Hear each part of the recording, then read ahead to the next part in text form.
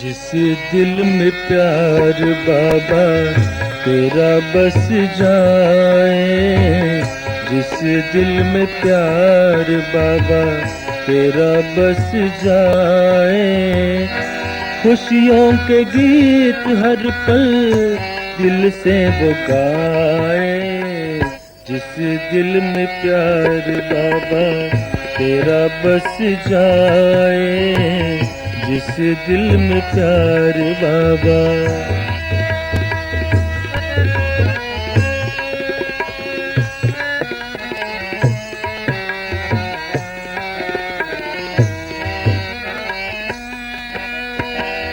खुशियों के झूले में वो झूलता रहे, तेरे ज्ञान रत्नों से वो खेलता रहे।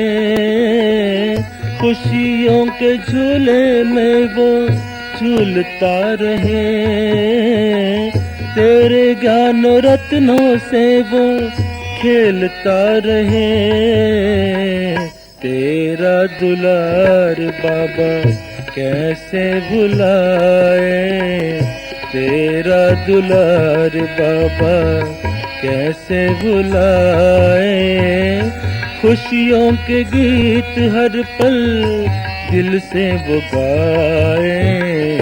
जिस दिल में प्यार बाबा तेरा बस जाए, जिस दिल में प्यार बाबा।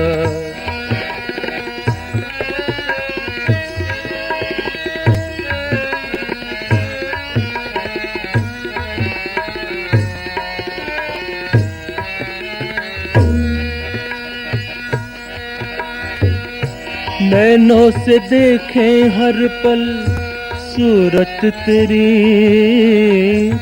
मन में बसा कर रखते मूरत तेरी। नैनों से देखें हर पल सूरत तेरी, मन में बसा कर रखते मूरत तेरी। तेरा दीदार बाबा दिल से न जाए, तेरा दीदार बाबा दिल से न जाए। खुशियों के गीत हर पल दिल से वो गाए। जिस दिल में प्यार बाबा तेरा बस जाए, जिस दिल में प्यार बाबा।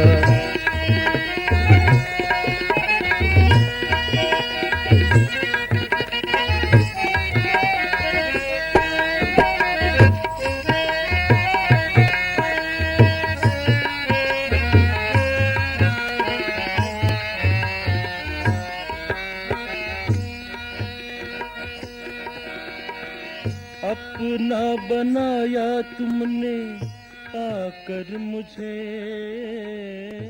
लाखों शुक्रिया अब दिल करता तुम्हें। ओम शांति। आज 25 दिसंबर 2020। बाबा कहते मीठे बच्चे, जब तक जीना है बाप को याद करना है, याद से ही आयु बढ़ेगी। पढ़ाई का तंत्र ही है याद। प्रश्न है, तुम बच्चों का अतीन्द्रिय सुख गाया हुआ है क्यों? उत्तर है, क्योंकि तुम सदा ही बाबा की याद में खुशियां मनाते हो। अभी तुम्हारी सदा ही क्रिसमस है। आज 25 दिसंबर, तो बाबा ने कहा तुम्हारी तो सदा ही क्रिसमस है। तुम्हें भगवान पढ़ाते इससे बड़ी खुशी और क्या होगी। ये रोज की खुशी है, इसलिए तुम्हारा ही अतीन्द्रिय सुख गाया हुआ है। गीत है, नैनहीन को राह दिखाओ प्रभु, पग पग ठोकर खाए। ओम शांति। ज्ञान का तीसरा नेत्र देने वाला रूहानी बाप रूहानी बच्चों को समझाते हैं। ज्ञान का तीसरा नेत्र सिवाय बाप के कोई दे नहीं सकता। तो अभी बच्चों को ज्ञान का नेत्र मिला है। अभी बाप ने समझाया है कि भक्ति मार्ग है ही अंधियारा मार्ग। जैसे रात में सोजरा नहीं होता है तो मनुष्य धक्के खाते हैं। गाया भी जाता है ब्रह्मा की रात, ब्रह्मा का दिन। सतयुग में ये नहीं कहेंगे कि हमको राह बताओ, क्योंकि अभी तुमको राह मिल रही है। बाप आकर के मुक्ति धाम और जीवन मुक्ति धाम की राह बता रहे हैं। अभी तुम पुरुषार्थ कर रहे हो, अभी जानते हो कि बाकी थोड़ा समय है। दुनिया तो बदलने वाली है, ये तो गीत भी बने हुए हैं, दुनिया बदलने वाली है, परंतु मनुष्य बेचारे जानते ही नहीं कि दुनिया कब बदलने वाली है। ये तो गीत भी बने हैं ना, है बाबा कहते गीत है ना, लेकिन जानते नहीं कि बदलेगी कब और कौन बदलाते। बदलेगा कौन इसको, क्योंकि तीसरा नेत्र तो ज्ञान का है नहीं, इसलिए समझ है नहीं कि कैसे बदलेगी और कौन बदलेगा। अभी तुम बच्चों को ये तीसरा नेत्र मिला है, जिससे तुम इस सृष्टि चक्र के आदि मध्य अंत को जान गए हो, और यही तुम्हारी बुद्धि में ज्ञान की सैक्रीन है। जैसे थोड़ी सी सैक्रीन बहुत मीठी होती है, वैसे ये ज्ञान के दो अक्षर मन मना भव, यही सबसे मीठी चीज है। बस बाप को याद करो। बाप आते हैं और आकर के रास्ता बताते हैं। कहाँ का रास्ता बताते हैं? शांति धाम और सुख धाम का। तो बच्चों को खुशी होती है, दुनिया नहीं जानती है कि खुशियाँ कब मनाई जाती हैं। खुशियाँ तो नई दुनिया में मनाई जाएंगी ना। ये तो बिल्कुल कॉमन बात है कि पुरानी दुनिया में खुशियाँ कहाँ से आई। पुरानी दुनिया में मनुष्य त्राही त्राही कर रहे हैं, क्योंकि तमो प्रधान है।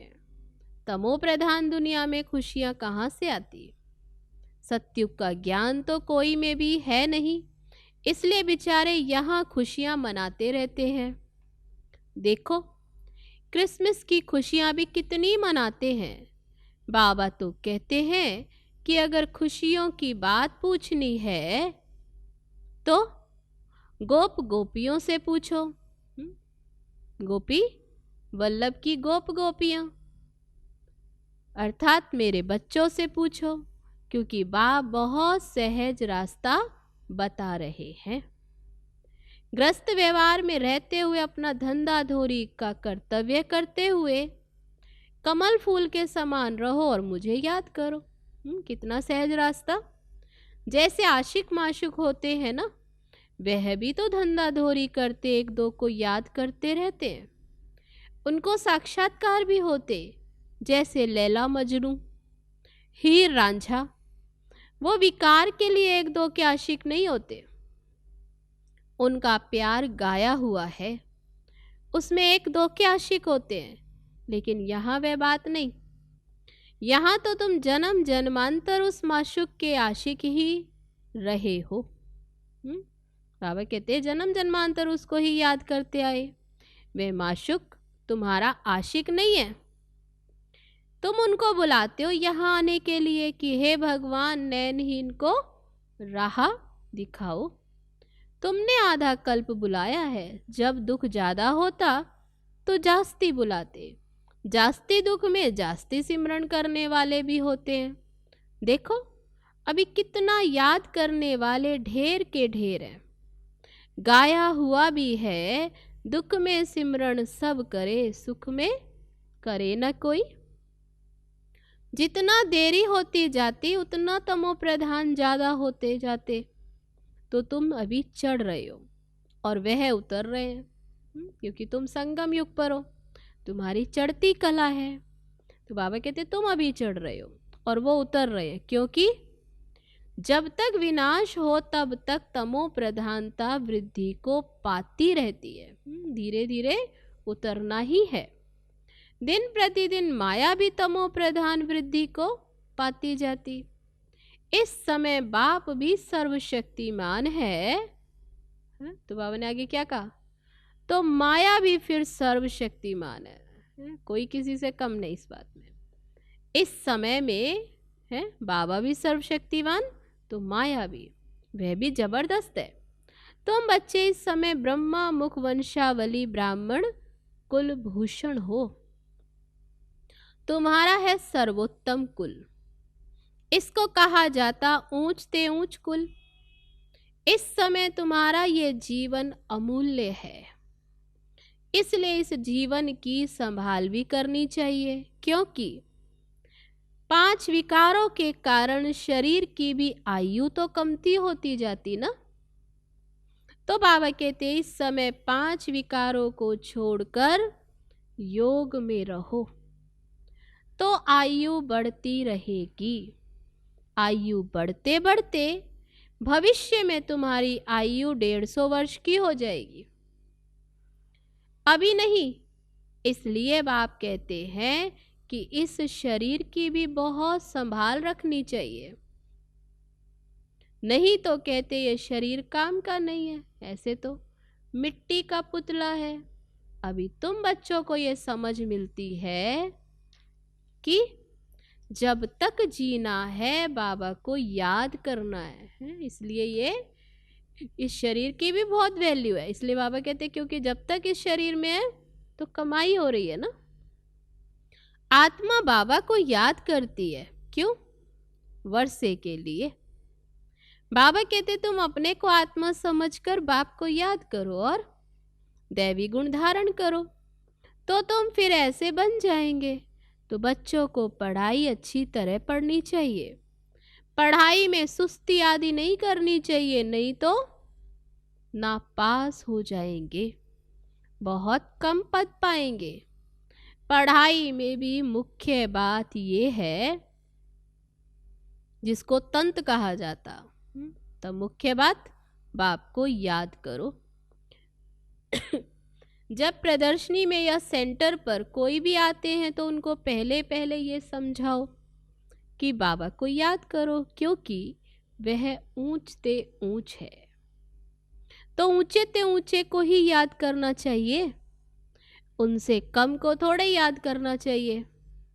कहते हैं ऊंचे से ऊंचा भगवान, भगवान ही तो नई दुनिया की स्थापना करने वाला है। देखो बाप भी कहते नई दुनिया की स्थापना मैं करता हूँ, इसलिए तुम मुझे याद करो तो तुम्हारे पाप कट जाए। तो ये पक्का याद कर लो, क्योंकि बाप पतित पावन है ना। वे यही कहते हैं कि जब तुम मुझे पतित पावन कहते हो तो तुम तमो प्रधान हो, बहुत पतित हो, अभी तुम पावन बनो। बाप आकर के बच्चों को समझाते हैं कि तुम्हारे अभी सुख के दिन आने वाले हैं, दुख के दिन पूरे हुए। पुकारते भी हो हे दुख हरता सुख करता, तो जानते हो ना कि बरोबर सतयुग में सब सुखी ही सुखी है। तो बाप बच्चों को कहते हैं कि सभी शांति धाम और सुख धाम को याद करते रहो। यह है संगम युग। खिवैया तुमको पार ले जाते हैं, बाकी इसमें कोई खिवैया या नैया की बात नहीं। ये तो महिमा कर देते कि नैया को पार लगाओ। अब एक की नैया तो पार नहीं लगनी है ना। खिवैया आते हैं तो क्या एक की नैया पार लगाएंगे? सारे दुनिया की नैया को पार लगाना है। ये सारी दुनिया जैसे एक बहुत बड़ा जहाज है, इनको पार लगाते हैं। तो तुम बच्चों को बहुत खुशी मनानी चाहिए, क्योंकि तुम्हारे लिए सदैव खुशी है, सदैव क्रिसमस है। जब से तुम बच्चों को बाप मिला है, तुम्हारी क्रिसमस सदैव है। इसलिए अतीन्द्रिय सुख गाया हुआ है। देखो ये सदैव खुश रहते हैं, क्यों? अरे बेहद का बाप मिला है, वह हमको पढ़ा रहे हैं, तो ये रोज की खुशी होनी चाहिए ना। बेहद का बाप पढ़ा रहे हैं, वाह। कभी कोई ने सुना कि भगवान पढ़ाते? तो बाबा कहते कितना खुश होना चाहिए। बेहद का बाप कहो, जो कि भगवान है, टीचर है। मैं तुम रूहानी बच्चों को राजयोग सिखाता हूँ। गीता में भी भगवान उवाच है कि मैं तुमको राजयोग सिखलाता हूँ, जैसे वह लोग बैरिस्टरी योग, सर्जनी योग सिखलाते, सर्जन योग सिखलाएंगे, ऐसे बाप आकर राजयोग सिखलाते। तुम यहाँ आते हो तो बरोबर राजयोग सीखने आते हो ना, मूंझने की तो दरकार नहीं। तो राजयोग सीख कर पूरा करना चाहिए ना, भागंती तो नहीं होना चाहिए। पढ़ना भी है तो क्या करना है? बाबा कहते पढ़ना भी है तो धारणा भी अच्छी करनी है। कौन पढ़ाते? टीचर। तो धारणा कराने के लिए हर एक की अपनी अपनी बुद्धि होती है, किसकी उत्तम और किसकी मध्यम तो किसकी कनिष्ठ, नंबरवार है। तो अपने से पूछना चाहिए, मैं उत्तम हूँ, मध्यम हूँ या कनिष्ठ हूँ। अपने को आप ही परखना चाहिए कि मैं ऐसे ऊंचे से ऊंचा इम्तिहान पास करके ऊंच पद पाने के लायक हूँ। मैं सर्विस करता हूँ। बाप कहते बच्चे सर्विसेबल बनो, बाबा को फॉलो करो, क्योंकि मैं भी तो रोज सर्विस करता हूँ। शिव बाबा भी तो रोज सर्विस करते हैं हम बच्चों की। आया ही हूँ सर्विस के लिए और रोज रोज सर्विस करता हूँ, क्योंकि रथ भी तो लिया है ना, रथ भी मजबूत है, अच्छा है, और सर्विस तो इनकी सदैव है। अगर ये मुख से नहीं भी बोल सके तो मैं लिख सकता हूँ। अगर ये ब्रह्मा बाबा मुख से नहीं भी बोल सकते तो भी शिव बाबा क्या करते हैं? बाबा कहते लिख सकता हूँ। मुरली नहीं मिस होती, जब तक बैठ सके लिख सके तो मैं भी, बाबा कहते जब तक ये बैठ सके लिख सके तो मैं भी मुरली बजाता हूँ। बच्चों को लिख कर भेज देता हूँ, क्योंकि सर्विसेबल हूँ ना। तो बाप आकर के समझाते हैं, तुम अपने को आत्मा समझ करके निश्चय बुद्धि हो करके सर्विस में लग जाओ। बाप की service on God fatherly service, जैसे वह लिखते ऑन हिज मेजॉरिटी, जैसे बाबा कहते वो लोग लिखते हैं ऑन हिज मैजेस्टी सर्विस, तो तुम क्या कहेंगे?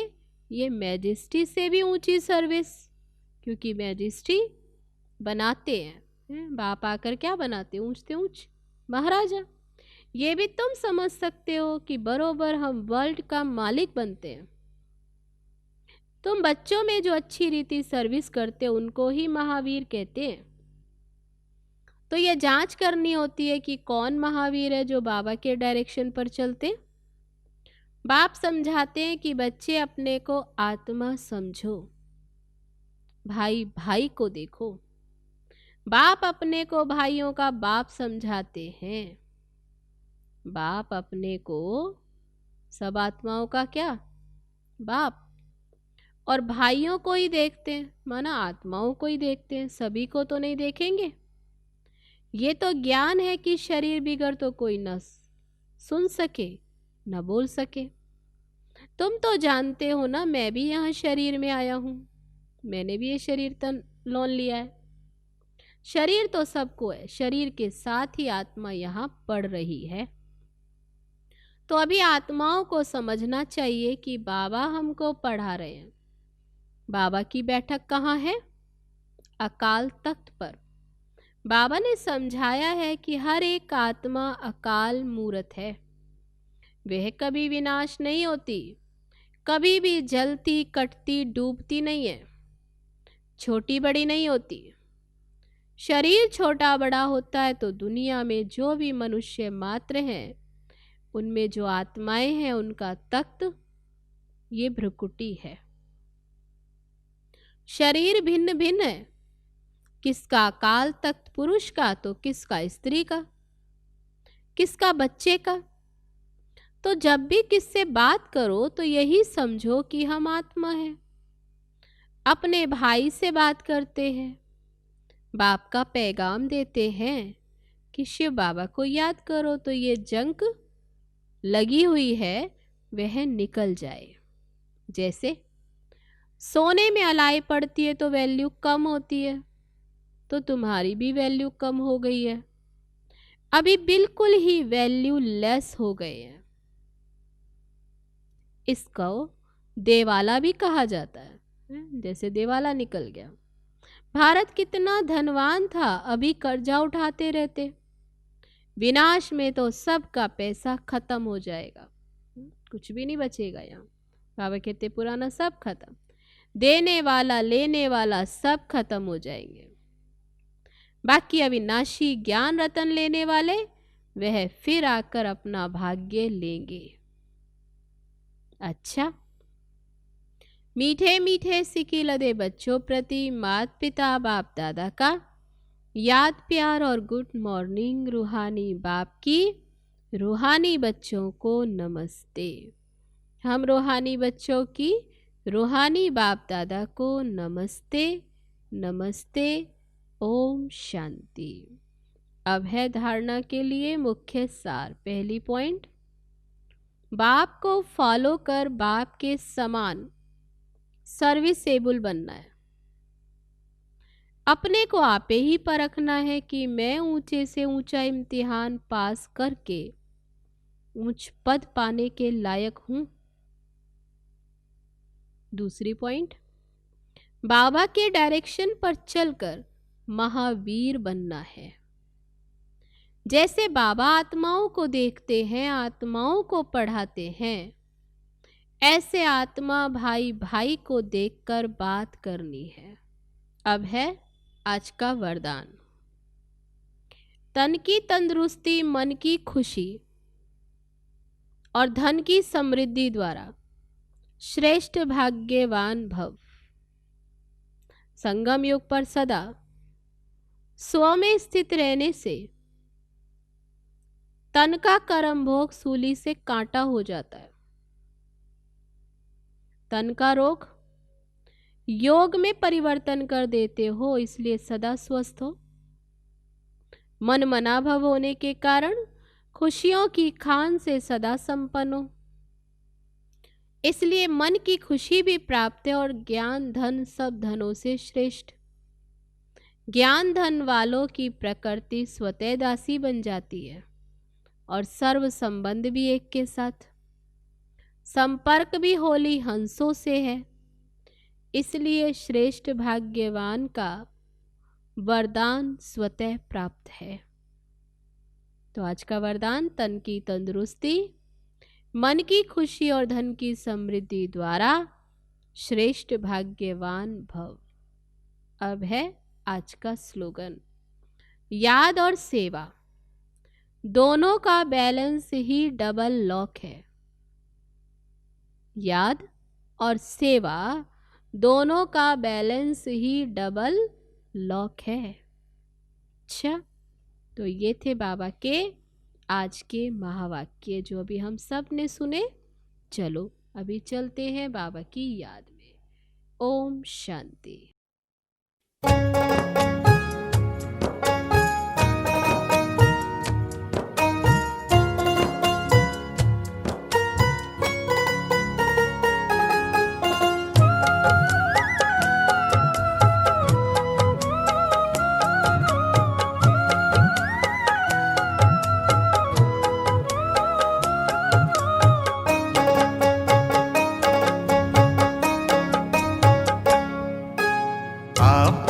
अपना बना लिया है, अपने क्या कहने, वो प्रभु क्या कहने। दिल में फूलों सा सजा लिया है, अपने क्या कहने, वो प्रभु क्या कहने। आपने अपना बना लिया है, अपने क्या कहने, वो प्रभु क्या कहने। दिल में फूल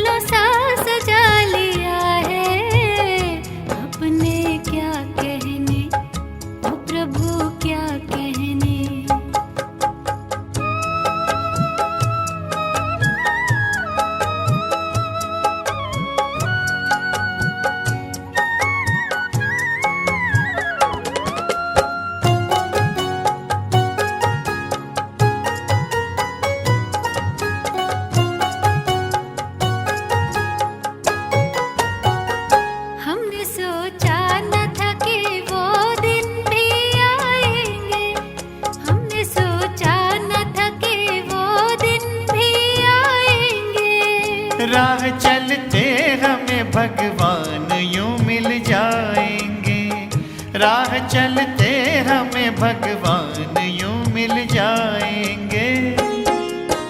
जो भी पाना था वो पा लिया है, अपने क्या कहने। आपने अपना बना लिया है, ओ प्रभु क्या कहने।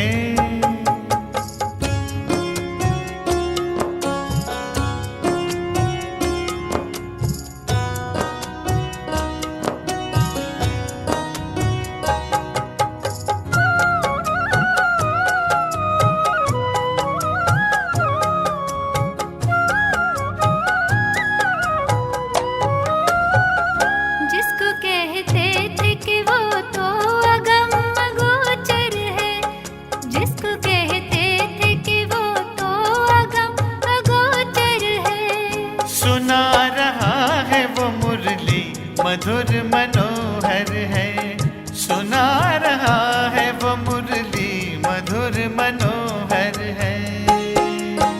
राज़े हस्ती बता दिया है, अपने क्या कहने। आपने अपना बना लिया है, ओ प्रभु क्या कहने।